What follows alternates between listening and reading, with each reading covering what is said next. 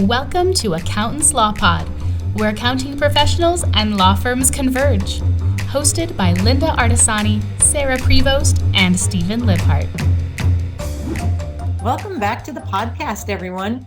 Today we have a very law-specific topic, and it's advanced client costs. And I think it's probably a topic when we talk to attorneys, sometimes they're a little bit confused on this. This is going to be a really good conversation because there's a few ways we've seen it in the books, and we'll probably get into that a little bit.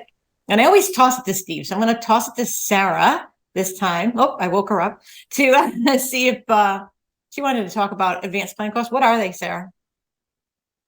Well, it's going to let the truck go by. So advanced client costs, the simple way to say it is when you're advancing costs ahead of being able to charge for it. So for you have a case where you have medical, filing fees, those sorts of things. And so you're giving a micro loan essentially to your client for a moment of time. And then you will be able to recoup those expenses separate from your legal fees on your billing. The thing I think that becomes a bit challenging is how do we treat those?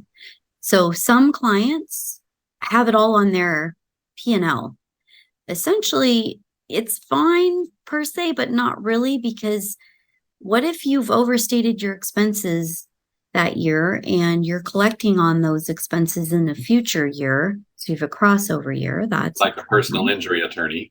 Yeah, exactly. Your income Your income. But really through the lens of when you read the coding from the IRS, that is actually not the treatment for it.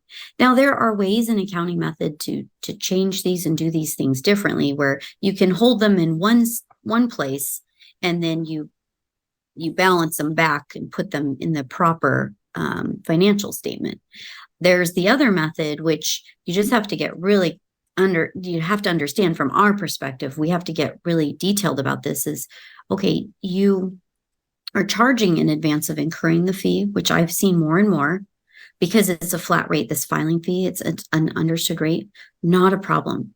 Then let's go ahead and identify when you pay for that fee that we can correlate that to who you've charged and make sure that lines up on your financial statement, which would be on your profit and loss correctly. So that is a method we're seeing.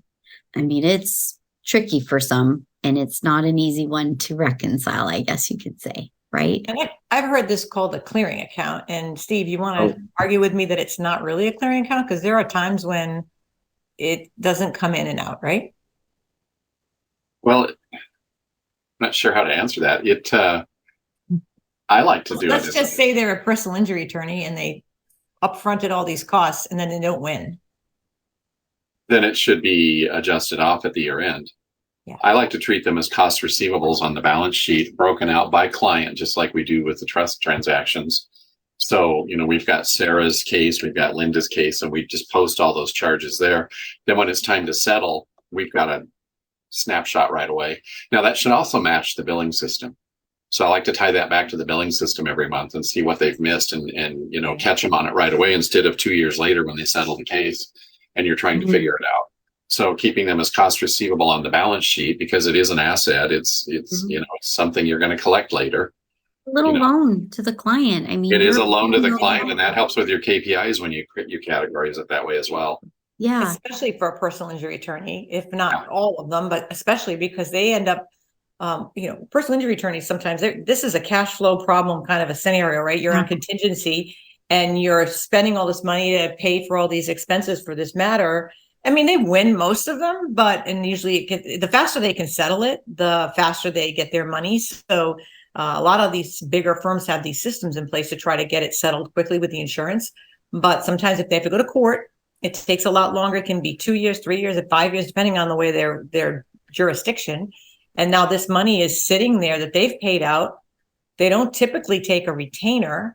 So it's all on the law firm until they win the case. And then they can get that money back plus their legal fees. And that's why you'll see them actually go outside of that, maybe go borrow money from like an advocate capital, which again goes back to we talked about last week about having to have a good letter of agreement between the client and the law firm, because then you're talking about maybe some interest on that loan because they're actually borrowing money to front the cost for the client. And that adds a whole nother world of hurt on our side to track this, because we have to track it by the client. That loan is broken down by the client, and so is the insurance. And depending on the type of ledger system you have, regardless of which one, you have to be able to make sure that there's a system in place, which is not always the case, that you can be able to track, okay, when that fee was incurred, who does it go back to? What if it's a bulk payment? They're paying for 5 or 6 different ones. Construction litigation, you're going to see a lot of different names inside of there that go to different cases, but maybe the same expert or the same, all these different things.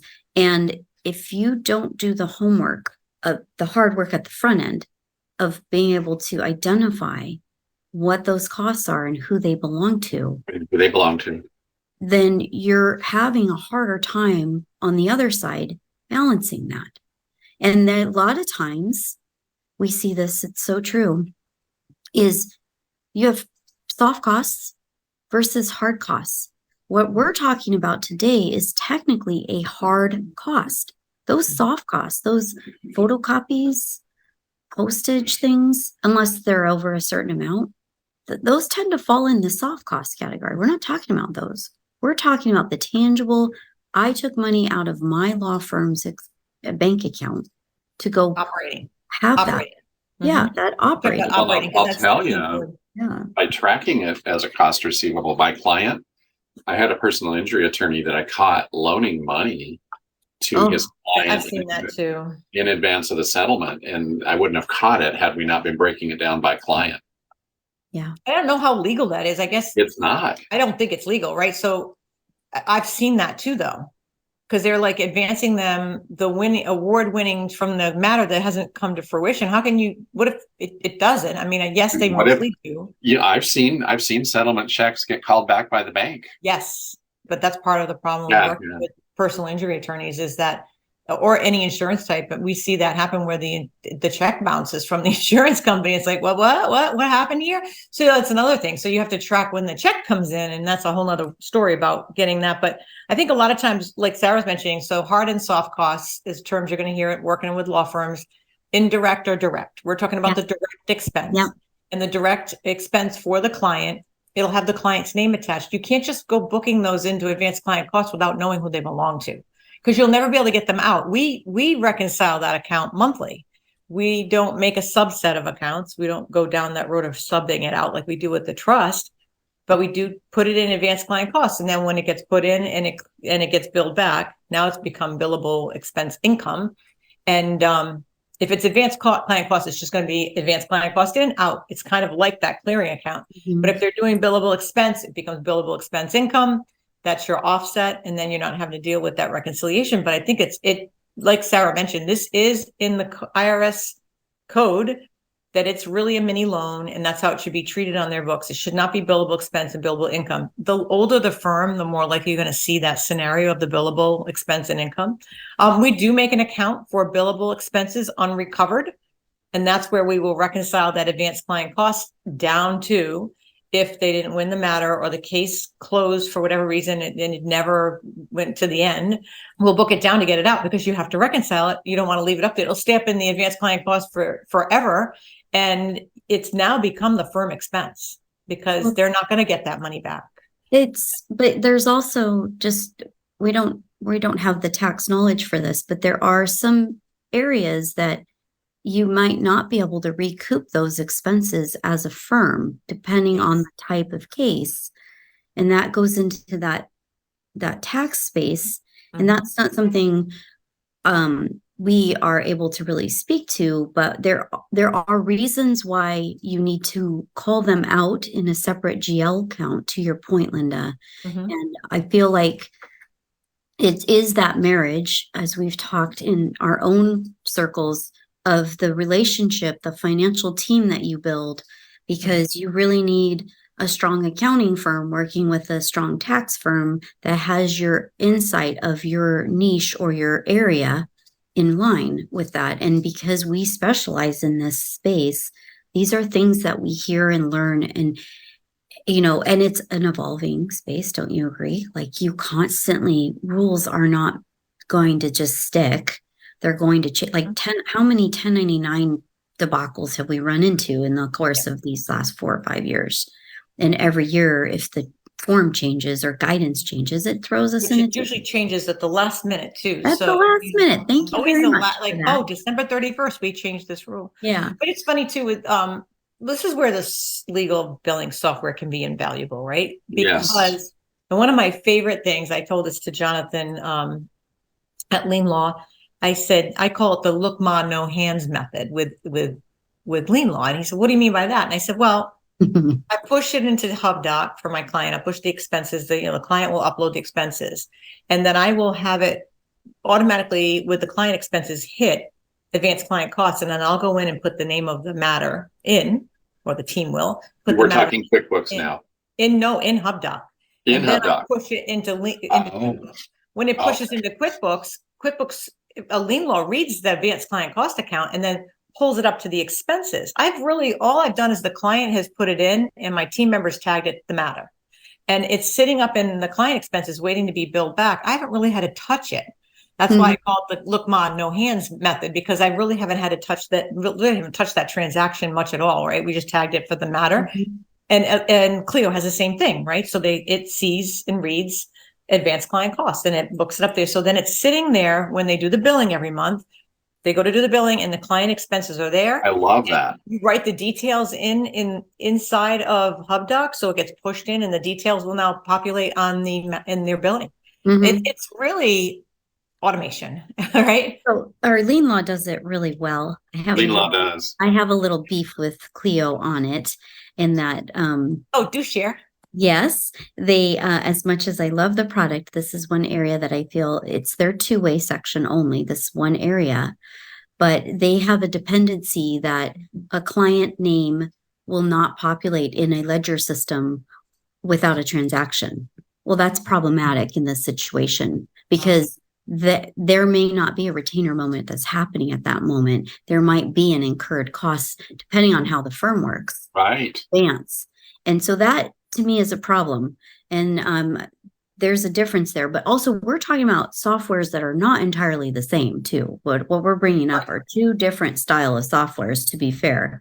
But anyways, I digressed in that. I just wanted to share that because also that's where an experienced person like ourselves understands this language. We have the time. This is our space, right? And you're practicing law on the other side. You're finding that value of space right there. And there is a lot of information that we do need.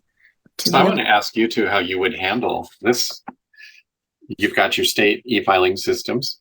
A new client comes along and the attorney wants to investigate who this client is and what they can find out about them.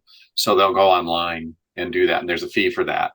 Then the client signs up and becomes a client of the firm. And they go out and they start doing filings on behalf of that client, in the courts and those sorts of things. And there's expenses for that. How do you treat, or how would you recommend treating that initial investigation charge of, let's say, $12 is what the state charged to give the information on how they're incorporated and who they are and all that sort of stuff? This is prior to them signing up to be a client in the firm. Yes. So the client does not exist in the firm. It doesn't exist, right? Right. And I so would think of that more of an expense of the firm. If that's part of what they're doing, it would kind of offset their consulting fee. It's a soft cost, yeah. Cost is where I would see that. Now, but I see people get mixed up on that all the time because they're like, well, now they're a client, we should charge them. And it's like, well, that helped you decide as a business whether to take that client or not. That wasn't work on behalf of the client. Well, what about the fee? I love this question, Steve, because what about there's fees for just monthly charges just to be able to access the portal? Well, now what? Now what? Go like divide that. It's cost of doing business. Oh, it's cost of business, right? That's what it is. But I guess I'm ask you both, do you see this where some people are charging like a flat rate of soft costs? Like, okay, you're going to get charged. I have seen it. Yeah. Yeah. I like it. I think it's a great idea because that way they're not counting every copy. I mean, some firms get like really deep into how many stamps they do. How many stamps were licked for this client. It's like, right. Really? Or copies made in the copy How many machine. copies? Yeah, the copy machine, they have the clicker and they count. Binders. We used 5 binders for your case. And But You just some do an firms admin fee. have to do it. Some firms have to do it because they're Depending in on the practice area, the right? practice area, They might which not get it then in the goes court. back. Yeah, but it challenges us as accounting professionals of how to understand it and have the knowledge for it. Like to what both of you were saying. I mean, I remember how eye-opening it was when we did that Canadian client, and how the court was very, I mean, they really went very detailed and we very have a deep very into different that to system. give them back whatever their award was. They really, like, it was a very complex little thing, and they had to have all the documentation to prove every single thing. That's just the way it was. It was interesting to see the difference compared to the US. And every state's different. Again, it goes back to, if you're a bookkeeper or accountant listening to this, know that you need to know those state rules. I mean, you really should. That should be your first go-to when you're trying to get a client in any different state that's not your own, that you don't know the rules on, you know? Well, do you find it? I found it interesting. I was listening to some friends of ours, their podcast, and they brought up this whole thing that's happening up in Canada, where there's a big rift going on with the different provinces, I believe, that are not wanting to stay, like, because their certification is different up there. Yeah, so everything is different up there. It's a lot different. The law society, right? Isn't it called a law society or something like that? Kind of like England. Yeah. Well, in the accounting side of it, for us, it was very interesting to look at those set of books and understand their tax. They tax their invoices too. So there's a tax when they. Oh, do they? Tax on their invoices. Yes, kind of fascinating, huh? Yeah. Different tax. It's like, oh boy, you guys, this is really complex. So what do we tell the bookkeeper / accountant who has that gray area on a charge?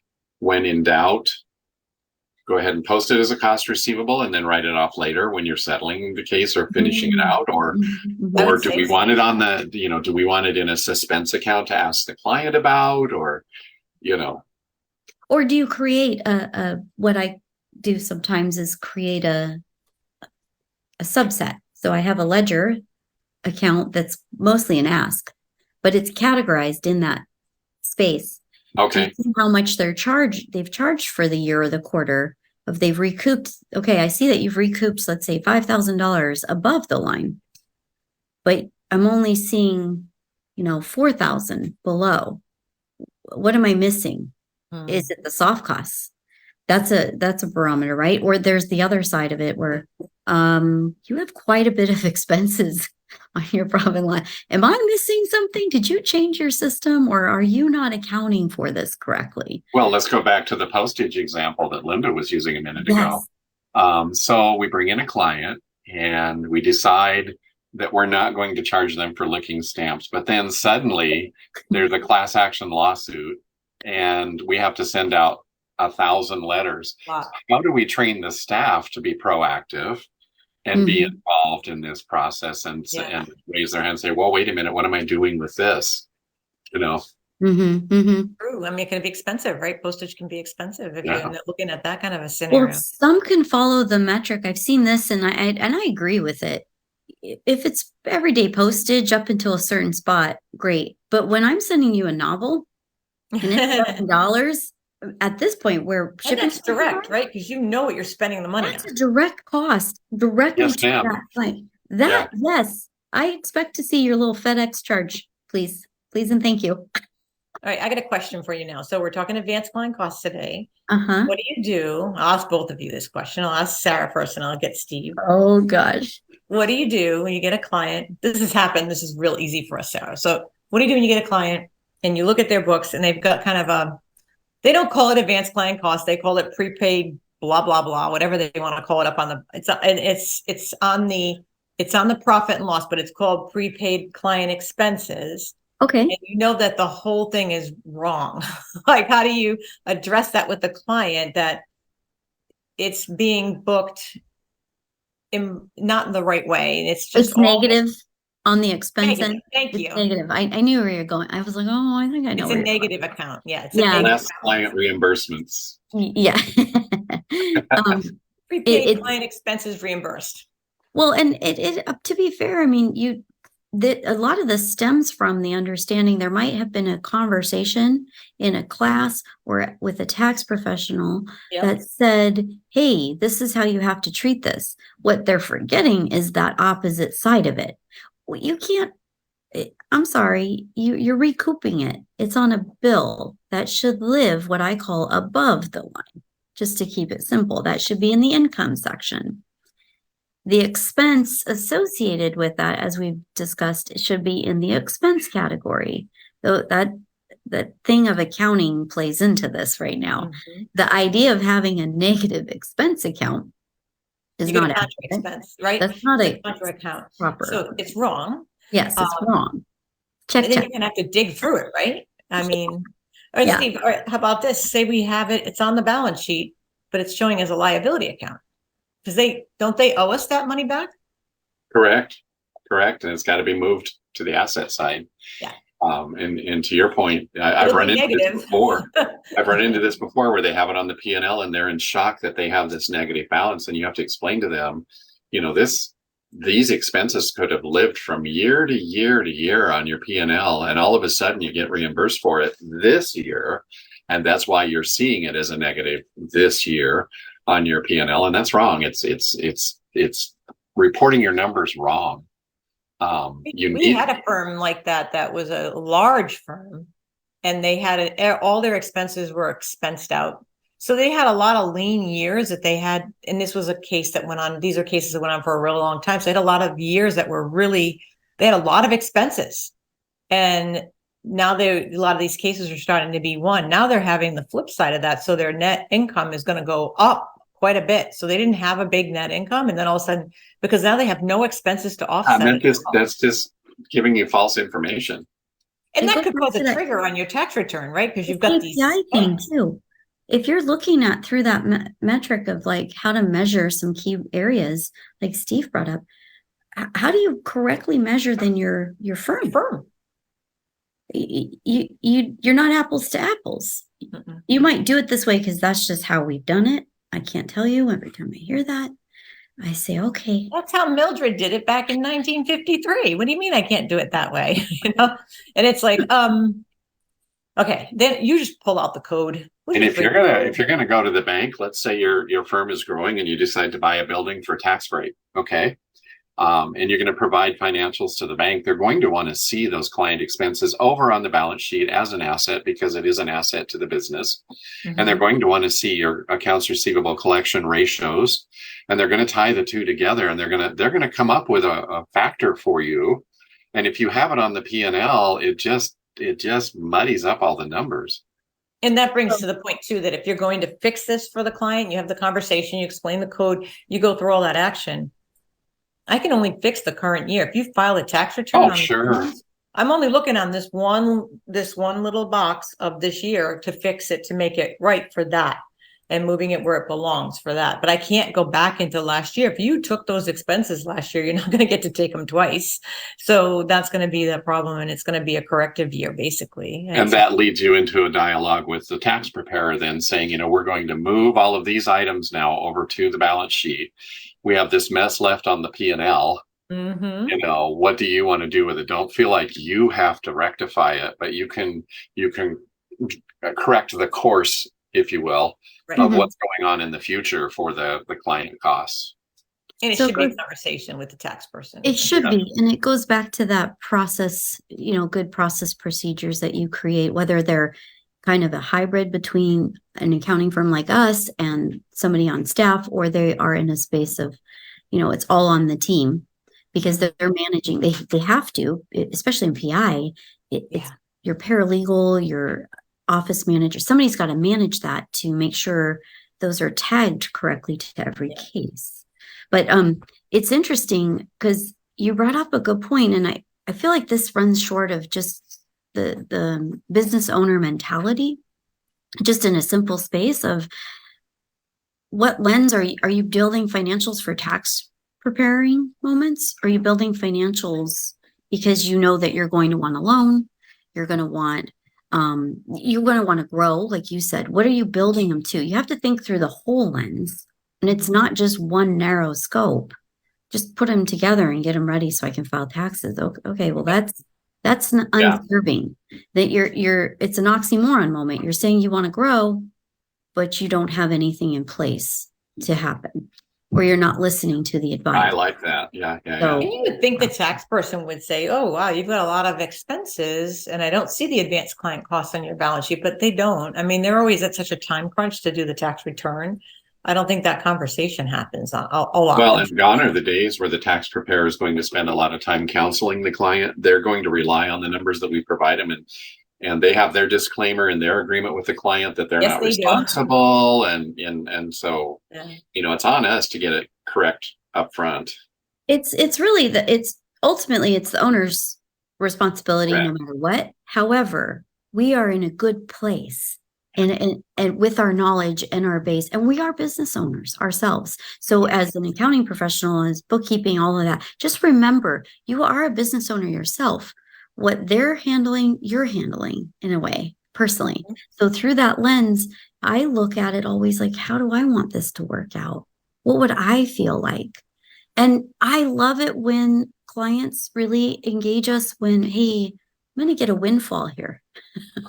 Oh, okay. I've got a case coming up and it's coming, right? And we've got a whole big, I got $1.5 million coming into the law firm shortly. I just want you to know that this is what's going to happen and prepare the staff. So our staff knows that it's time to handle that too. And I think sometimes that's, it's nice that we have open lines of communication with our client for sure. Yes. It means the world of being able to, for every person that's helping on that team, how to advise. Especially those conversations really need to be between a bunch of us. It's hard to absorb it the other way around. I can't fix your problem after the fact. Sorry, I don't have the magic wand today. It's just not happening. Wait, you don't have magic wand? I thought we had the investigators thing that we're kind of. I know, right? Yeah, that's so true. That's kind of our job too, right? Well, and going back to our episode the episode on working with legal administrators. If you set up that relationship with those people in-house, you'll get them to the point where they're going to be proactive and they're going to let you know, hey, we've got that $1.5 million settlement coming in 3 weeks. And you can prepare yourself to help them get it all accounted for properly when it comes in. When you see it in the bank feed, maybe they didn't tell you it finally hit the bank yesterday or whatever.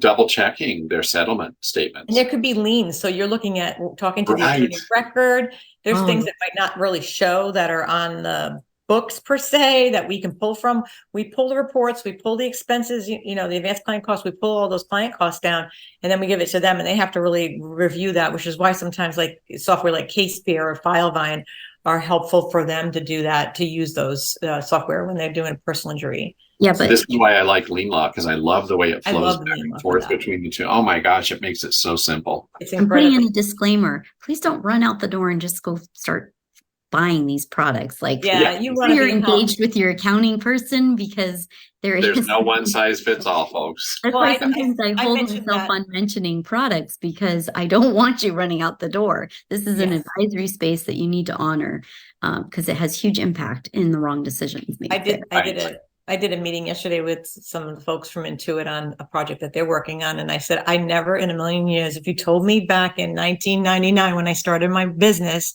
that I would be being an advisor on software, but our clients look to us. They know we're tech forward. They know where you get excited about these things that may automate some of the processes. And they come to us on this. This is another hat we're wearing that I never in a million years would have ever picked. So it's so true, on point. But it's flattering too, right, Sarah? They come to us like, we know this stuff. We bring it up in a conversation and we know their software, which is why it's so valuable to hire someone who is specialized in your industry that knows all this stuff, because we stay on top of it. We get as excited as anybody else on the technology side of this. What do we have? Let me just grab my little. We call it shiny object system with squirrel. Oh, our squirrel. I need a squirrel. We gotta get you a squirrel. We gotta get you a squirrel. Our squirrels. I don't know what style mine is. It's in the gray category, but that's okay. There it is. I get the brown one. We got to get Steve a squirrel, Sarah. I need a squirrel. He needs a squirrel. We got to get him in the cool kids club with the squirrel. This is a great topic. This is a great topic, I think. Gosh, hopefully it opened the door to some questions, or it opened, we would love to have some feedback on this. And I think that it's definitely a topic that can be one that an attorney might be listening and saying, I don't think I'm doing this right. And then you can reach out to any of us or, reach out. And I'm going to toss it to Sarah to take us away. Yes, absolutely. Well, we absolutely love having these conversations, and we definitely need that subscribe button, if you would please, on our YouTube channel, on all the places. We enjoy this. We enjoy doing this, and we like to get some feedback. Please share with us what it is that you want us to cover. I mean, at some point we might run out of ideas. We need audience participation, which is super enjoyable, and it helps us keep us moving forward. We also have our mastermind group. So for those of you that are interested in that, it's called the Accountants Law Lab. You can visit us at our website at www.accountantslawlab.com if you'd like to sign up. Email us topic requests, or you could do it on the different social media. Throw out some suggestions in there. You can email us at info@accountantslawpod.com, or on our website, or on our any of the social media platforms that we're on. And we would love it if you could follow us on Instagram. I guess we've added TikTok into the mix. Sarah, you're just one social media machine right now. I can't keep up. Well, it's for the happiness and the love that I have for my dear friend Teaira, who is helping me be that way. I crack up every time I see it. I know, right? Yeah. It's funny. You remind me of things when I need to go look at stuff, and I appreciate that too. But yes, we would enjoy so much to keep this conversation going. We're having it here, but we'd love the audience participation. And join us in the lab. We'd love to have you. Absolutely. For those of you that are in the accounting space, you're specific to an accountant that's working with law firms or wanting to work with law firms, that's the place for you. So you get to mastermind with all three of us. So it's pretty cool. It is cool. Yeah, definitely. Okay. Until next week, everybody. Thank you. Thank you.